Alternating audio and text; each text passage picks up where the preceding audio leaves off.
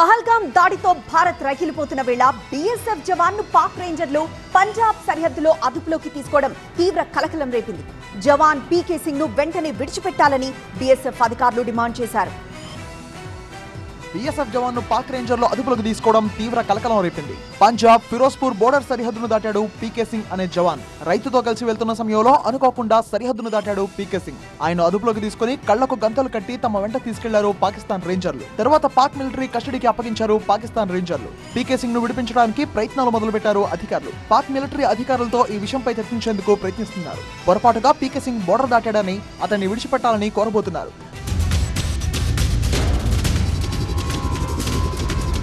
భారత సైనికుడు తమ భూభాగంలోకి రావడం వల్లే అదుపులోకి తీసుకున్నామని పాక్ ఆర్మీ వెల్లడించింది. అయితే పాక్ వ్యాఖ్యలను బీఎస్ఎఫ్ అధికారులు ఖండించారు. అయితే కావాలని తమ జవాన్ సరిహద్దు దాటలేదని, తప్పుడు ఆరోపణలతో పాక్ సైన్యం తమ సైనికుడిని బందీగా చేసిందని ఆగ్రహం వ్యక్తం చేశారు. తక్షణమే తమ జవాన్ను విడుదల చేయాలని, లేదంటే తగిన మూల్యం చెల్లించుకోక తప్పదని ఉన్నతాధికారులు స్పష్టం చేశారు. పహల్గాం ఉగ్రదాడితో ఇరు దేశాల మధ్య పచ్చగడ్డి వేస్తే భగ్గుమనే పరిస్థితులు ఏర్పడగా పాక్ ఇలాంటి చర్యకు పాల్పడడం ఎలాంటి పరిణామాలకు దారితీస్తుందో అని చర్చ జరుగుతోంది.